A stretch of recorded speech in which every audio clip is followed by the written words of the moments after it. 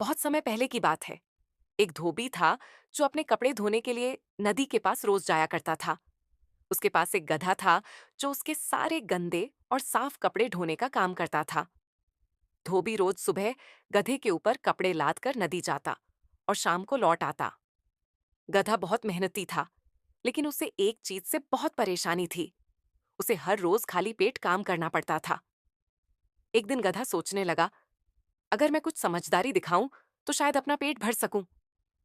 अगले दिन जब धोबी नदी पर कपड़े धोने में व्यस्त था, गधे को पास के खेत से ताजी हरी सब्जियां दिखाई दी। उसने धीरे धीरे खेत की ओर कदम बढ़ाया और वहां की पत्तियां खाने लगा। सब्जियां बहुत स्वादिष्ट थीं और गधा बहुत खुश हुआ। अब ये उसका रोज का नियम बन गया। जैसे ही धोबी कपड़े धोने में लग जाता, गधा खेत में घुसकर ताजा खाना खा आता। एक दिन खेत का मालिक उसे देख लिया और वह बहुत गुस्से में आया। उसने धोबी से शिकायत की, तुम्हारा गधा मेरी सब्जियां खा जाता है। अगर अगली बार ऐसा हुआ तो मैं तुम्हारे गधे को बांध दूंगा। धोबी ने गधे को डांटा और बोला, अब अगर तुमने ऐसा किया तो तुम्हें खाना बिल्कुल नहीं मिलेगा।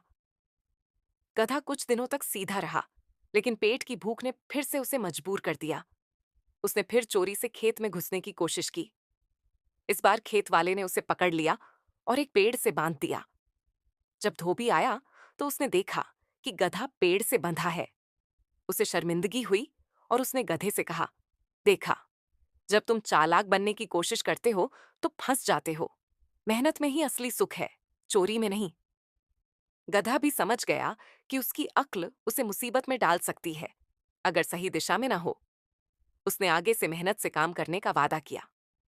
सीख, मॉरल: चालाकी तभी अच्छी होती है जब वह सही दिशा में हो। मेहनत का कोई विकल्प न है।